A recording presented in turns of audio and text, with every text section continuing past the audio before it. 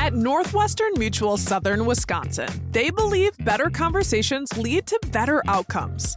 They focus on a holistic financial planning process that starts with where you are right now. They design solutions that fit your specific goals and priorities and that can evolve over time. Wherever you are today, no matter what's next, they'll develop customized recommendations designed to fit your life. Visit their website or call them today. Northwestern Mutual Southern Wisconsin, a better way to money. Looking for your next home on the east side of Madison? Welcome to the Canopy Collective, a vibrant community proudly managed by Focus. Choose from spacious 1, 2, or 3-bedroom apartments that offer comfort, style, and plenty of room for your pets to feel at home too. You'll enjoy world-class amenities like pools, dog parks, playgrounds, and more, everything you need right where you live. Focus is on a mission to elevate the resident experience in every community they serve. Discover the Focus difference and find your dream apartment today at rentwithfocus.com.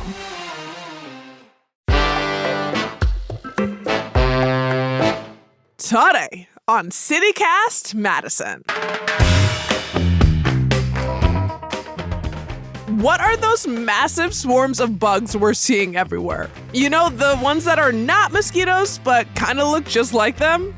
And what other bugs can we expect to make an appearance this summer in Madison? We asked an expert, PJ Leash, director of the UW-Madison Insect Diagnostic Lab, aka Wisconsin's official bug guy, about this season's bug forecast and what you can do to keep them at bay. It's Monday, May 19th. I'm Bianca Martin, and here's what Madison's talking about.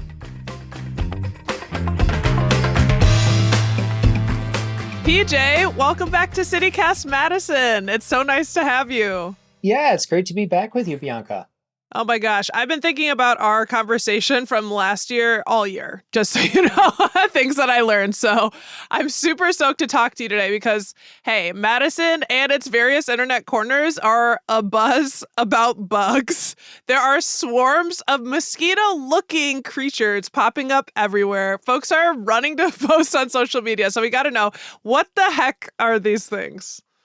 Yeah, this is definitely a hot topic at the moment. So what we're seeing around the Madison area, these are small flies that look kind of like mosquitoes. They're somewhat related to them, but they're called midges, also sometimes known as lake flies, because they do come from the lakes. And it makes sense. With Madison, we've got plenty of lakes around.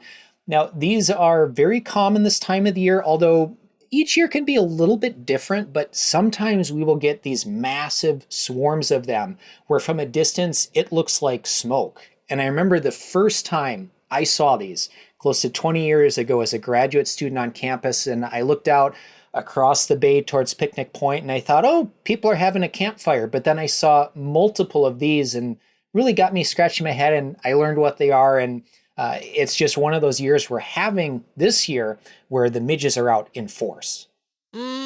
Okay, so is this something that I could be remembering from 10 years ago on campus? Like, is it something like we haven't seen these in a really long time, or do they come every few years? Like, what's the... They're always around. We see some midge activity every year, and there's no good way to predict, is this just going to be a huge midge year or not? But it's not uncommon for us every so often to get a year where we're just seeing these huge plumes of them out near the lake. And I've had reports now from near campus, on Lake Mendota, on various parts of it, over on Monona as well. They're just very, very active right now.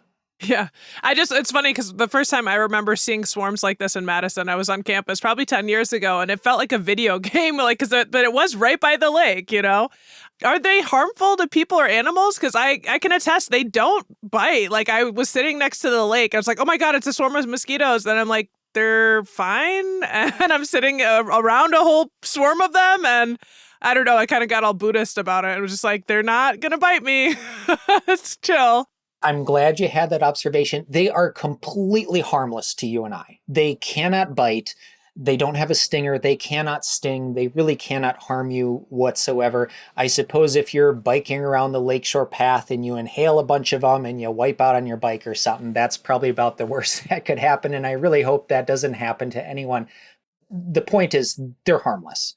And the story with these is, so they spend most of their life in the lake. The larvae or juvenile stage, they develop in the bottom of the lake. They're simply part of the ecosystem. Anytime you have lakes or ponds or streams, and the larvae are down in the sediment doing their thing, when they get ready to emerge as adults, the adults are short-lived. For a given species, they might live for about 2 weeks or so.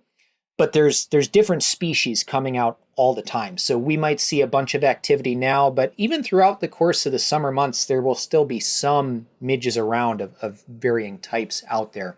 It's something that we always see in Madison, but sometimes we just see more of them than at other points. I was definitely playing like in my car, okay, I've got this one out of this window and this one, because they're just like, they're hanging out in all of these surfaces you normally are not, expecting them, like all around our doors and stuff like that.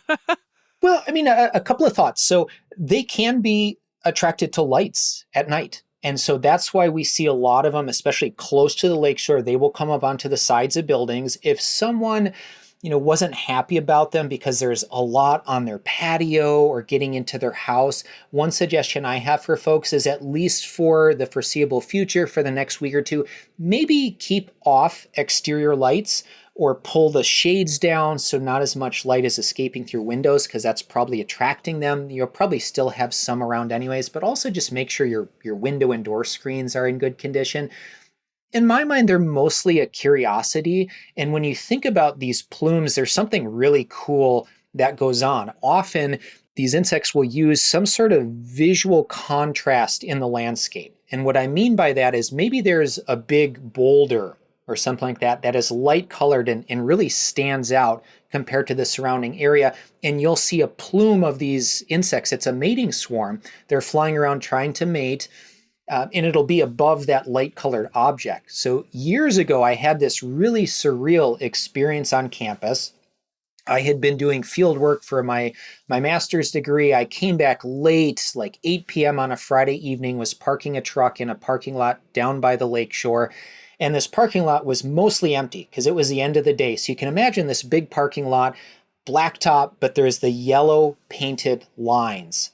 And above almost every single yellow painted line was a swarm of these midges, but it was almost a two-dimensional plane. So it was almost like walking through very thin walls of these flies. It was a really surreal, kind of cool experience. Oh my gosh. Somebody, if that happens again, get video of it, post it, send it to us. That sounds incredible. Thank you for painting the picture, because that is really wild. And, you mentioned something earlier, like they're just a part of the ecosystem. I loved the imagery as well of, seeing them in the sediment, and they finally made their way up. But, when it comes to these adults that are only around for like a couple weeks, as you said, like what role do they play in our ecosystem?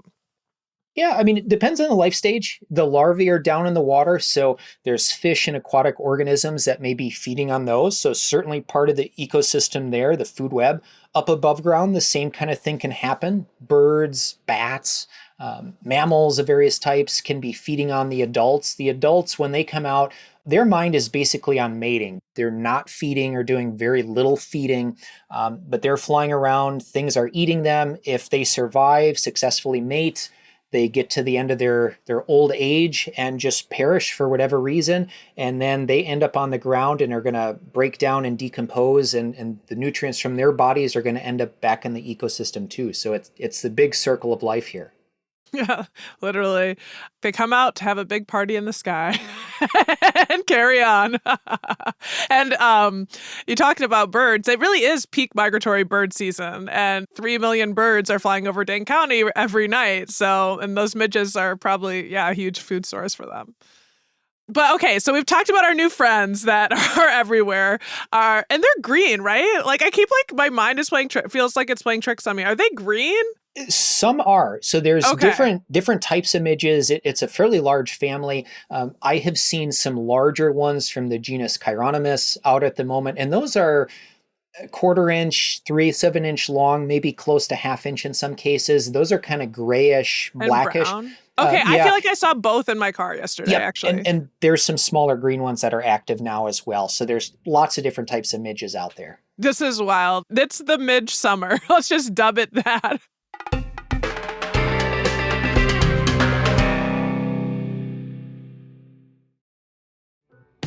Want to have some summer fun for a good cause? Loop the Lake is coming up on Saturday, June 14th, and it's not to be missed. Loop the Lake is a benefit for Clean Lakes Alliance, presented by Lake Ridge Bank. It's a go-at-your-own-pace bike ride around Lake Monona with a bunch of other lovely bikers who care about the greater Madison Lakes. And perk, kids 10 and under ride free with a paid adult. The bike ride includes food, beverages, and t-shirts, and lots of fun along the way. The ride starts and ends at Old Brick Park, and riders will travel 13 miles clockwise around Lake Monona. And you can choose to ride, walk, run, or paddle virtually from anywhere at any time. So, you in? Sign up for Loop the Lake today. Go to cleanlakesalliance.org/loop-the-lake. Use code BIKE10 to save 10%. Are you still quoting 30-year-old movies? Have you said cool beans in the past 90 days? Do you think Discover isn't widely accepted? If this sounds like you, you're stuck in the past. Discover is accepted at 99% of places that take credit cards nationwide. And every time you make a purchase with your card, you automatically earn cash back. Welcome to the now. It pays to Discover. Learn more at discover.com/creditcard. Based on the February 2024 Nielsen report. Summer is bug season, right? So let's expand a little bit. And it has been raining these past few weeks. So we know that brings mosquitoes. What can folks expect with these pesky frenemies this summer? Oh, on the mosquito front, that's kind of the million-dollar question. I feel every year starting in April, I get that question. What's the mosquito season going to be like? And we're still a little bit too early to tell. As you mentioned, we have gotten a fair amount of rain this year. That can set the stage for mosquitoes. Mosquitoes need that water. But we have about 55 different species of mosquitoes in Wisconsin, and each has subtle differences in terms of the type of water they like. If it's a clean water source like a cattail marsh, some like really polluted kind of icky water like ditches full of garbage and icky stuff like that. But when it comes to mosquito activity this year, I think we're going to learn a lot more in the next couple of weeks. It's often right around Memorial Day, late May, early June when we start seeing our big push of mosquitoes for the year. I will say I got my first mosquito bite in early April, and that sounds maybe a little surprising, but if you understand mosquito biology, it's not too surprising, and that really doesn't tell us much about this year's mosquito season. So we have some mosquitoes that can overwinter as adults. They will find a sheltered rock pile, hollow log, someone's basement, crawl space they can get into, kind of cave-like sheltered environments. As soon as it's warm enough in spring, they can become active. So that's why we can see some mosquitoes active in March, April, and so on. But again, those are just stragglers from last year, essentially. What we're really talking about for mosquito season is the batch of adults that's going to come out from eggs that were laid maybe last year, the last couple years. And so we really need to stay tuned. If we continue to get rains, though, it wouldn't surprise me if we had a strong mosquito year. If we run drier, things will probably be a little bit quieter. Last year was pretty massive for mosquitoes in Madison. Yeah, it really depended on where you were in the state. And for a couple of years now, a lot of areas have had maybe a little bit of a reprieve. But if we went back to 2024, we did get a decent amount of rain in the springtime months. And so some spots you had pretty high local mosquito populations.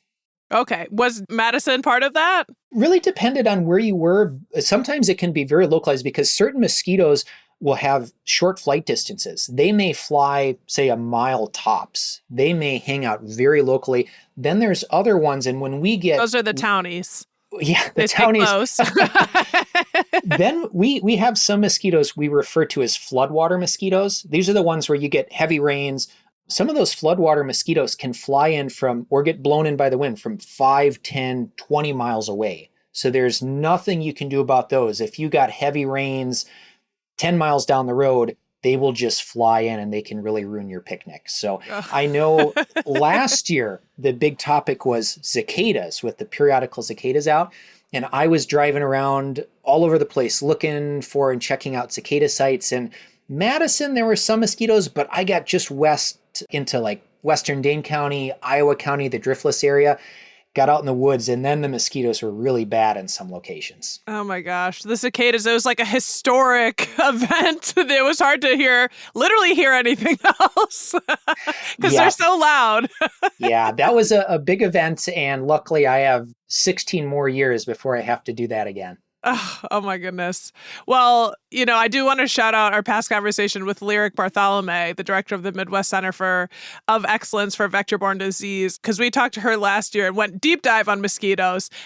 We will move on, but I do want to ask your thoughts. What kind of tips would you give for keeping mosquitoes at bay? Yeah, it really kind of depends on context. And that's one thing I've really come to realize over the years is context is so important. So if you are living in downtown Madison, maybe you have a small patio, balcony, or something like that, one very simple thing you can do is just set up 1 or 2 box fans. Get some air current, because with their small body mass, that's enough of air movement to keep them from biting you. So that's a very simple thing that you can do.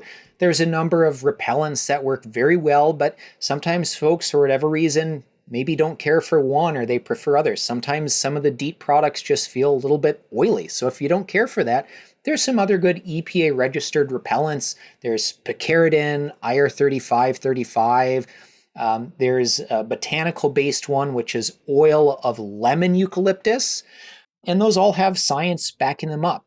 Sometimes, especially if it's not too hot, putting on some long sleeve pants and shirt. That is a very simple way. You have a physical barrier between you and the mosquitoes. If they can't get to you, they can't bite you. And if we do end up having a really bad mosquito year, sometimes it just makes sense to hang out inside that screened in porch rather than hanging out outside if the mosquitoes are bugging you. Also, do you know anything about some people being more mosquito magnets than others? Because I feel like that's a real thing. I am a mosquito magnet, and it's very frustrating. Yeah, there's definite truth to that. We know that some folks are mosquito magnets, and it's not one single thing. It's not like you have a mosquito magnet gene and other people don't. It's a whole bunch of factors that interact. I mean, it's things like our metabolism, how much CO2 we exhale, the chemistry on our skin, our sweat. It's basically this chemical soup or mixture concoction. And that's going to give us each our own unique scent. And then we have microbes that live on our skin and munch on those chemicals and change them even more. And there's all sorts of other things as well that can influence how attractive you are to mosquitoes. So there's definitely truth to that. Some people are mosquito magnets, others not so much. So, if you have a fast metabolism, a slow metabolism? You're literally blowing my mind with everything you just shared. I'm like, oh my gosh, these are here I was thinking it's probably genes, but it's not. Well, I mean, there's probably some involvement of genes because that's going to control all sorts of things in our bodies. But when it comes to metabolism, we know tied in with that is carbon dioxide production, also how warm you are, because heat can play a role in terms of some of the cues mosquitoes can use at I'm a heater. Different distances. Mosquitoes will basically follow a plume of carbon dioxide to get closer to you. When they get closer, they can use visual cues, they can use heat and other things as well. So that's involved with it. But yeah, a lot of different things are involved in terms of how mosquitoes can find you. So metabolism is definitely part of that. I've seen some research, for example, if you are pregnant, that is going to change your metabolism and can make you more attractive to mosquitoes. So again, there's a lot of things that go on physiologically that can impact how attractive you are. It's so fascinating. I'll take it as a compliment from the mosquitoes. Thank you out there for loving me. Of course, there are so many more bugs than mosquitoes that come out during the summer months, right? So let's talk about some of the other friends we've got. What other bugs can we expect this season? Oh gosh, anything and everything. For me at the moment, I mean, my main job on campus is to run the UW Insect Diagnostic Lab. So I help people identify insects and let them know if it's a pest, what to do about it, that sort of thing. And so as you can imagine, my caseload, it's a bell curve. And we're right at the upswing on it, heading into summer months. So usually by Memorial Day, I'm in full summer mode, pretty crazy busy. And then in September, October, things start quieting down. So a lot of insects already becoming active. Eastern tent caterpillars, spongy moth, which had a big year. Madison area the last couple years, their numbers have now gone down, which is definitely a good thing because that's a destructive invasive insect. Lots of other things becoming active though. Aphids are out feeding on plants. A lot of ant activity out there. It won't be that long before Japanese beetles are out nibbling on landscape plants, but there's almost too long of a list to mention everything that's out there because in Wisconsin, we probably have somewhere in the ballpark of about 20,000 or so insect species. My goodness. I told you at the onset of this conversation, I've been thinking about our last conversation all year because we talked in the fall when there's like these bugs that are trying to make their way into the house and hang out all year. So all winter and including up to right now, there are like some stink bugs they look like these ancient prehistoric creatures that are just flying around this space. And so they're still around somehow. Oh, yeah. I mean, Yeah. those insects we talked about in the fall, they were trying to get indoors to hunker down for the winter. Once it warms up, they want to leave. If they take a wrong turn because they were in a wall void or soffit area, then they end up in your kitchen or bedroom or something like that. So I've had a lot of reports of activity of box elder bugs, brown marmorated stink bugs, multicolored Asian lady beetle, and a number of other things that are wandering around people's windows, very clumsy. They're just wanting to get outside, and they are definitely active. We harbored them Yes. all year. I've been thinking about the fact that they come in and then they're going to be really slow because they've used up their energy and they're just trying to make it through the winter. Also, you said 20,000 insect species. Like, that's insane. It is. And I mean, to set it in perspective, so I would have to pull up a list of like all the bird species known in Wisconsin, because you mentioned we're at a key point for migratory birds. And if you are an avid birder, you can probably learn all of our birds by sight, by sound, and so on.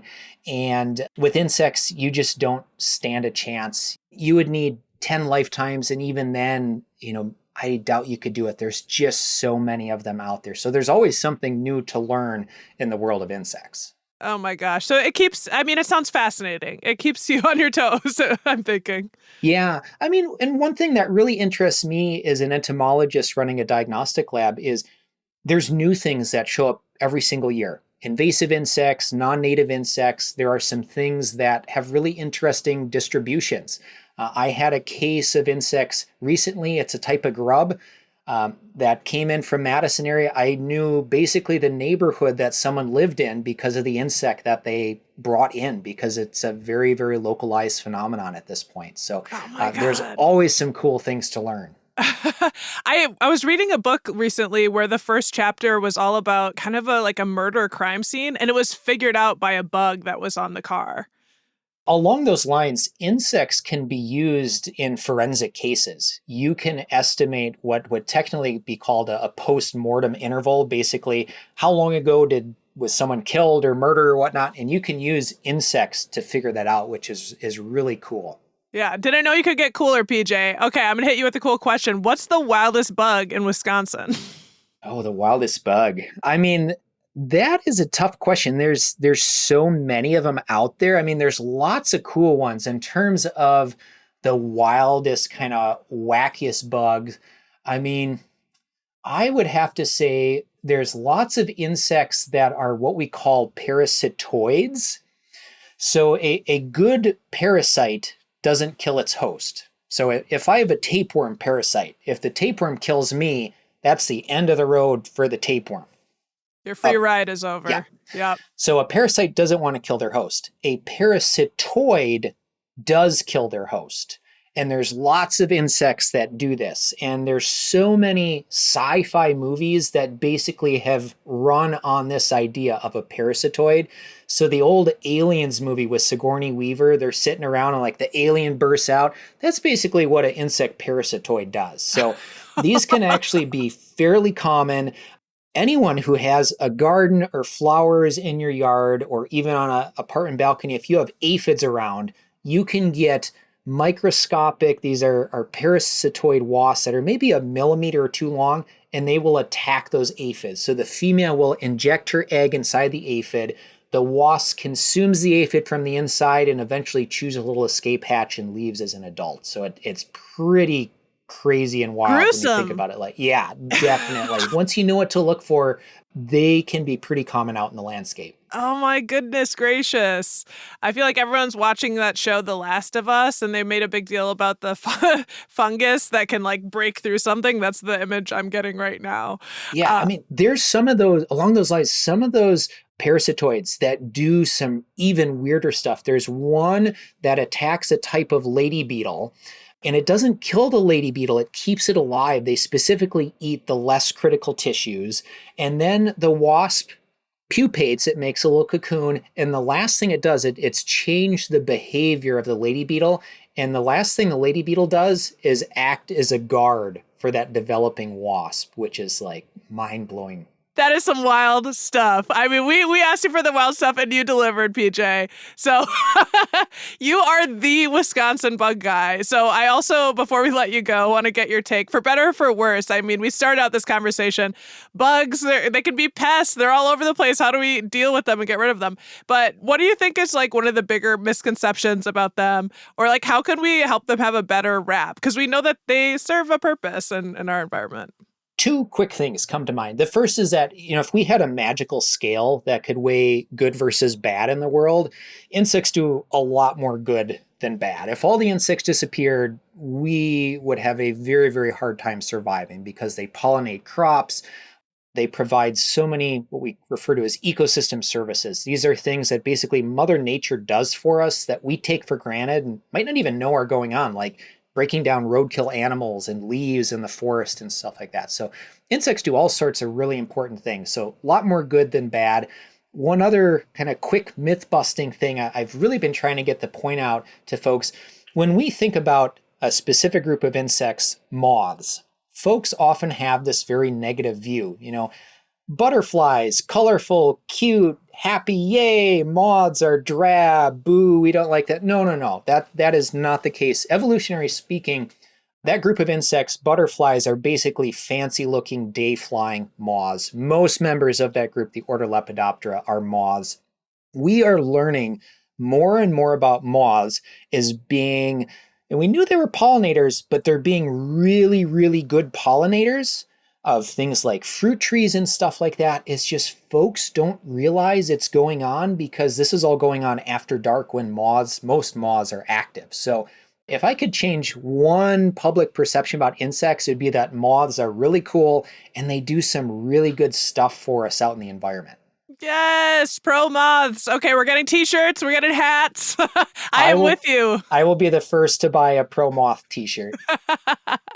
That's the move. PJ, thank you so much for joining us and giving us the update on the midges and why we should care about the insect world and mosquito tips. It was really, really wonderful. Thank you. Yeah, thanks for having me.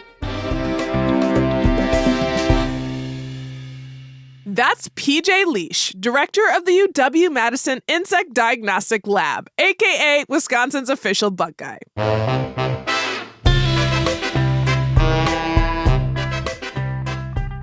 That's all for today, here on CityCast Madison.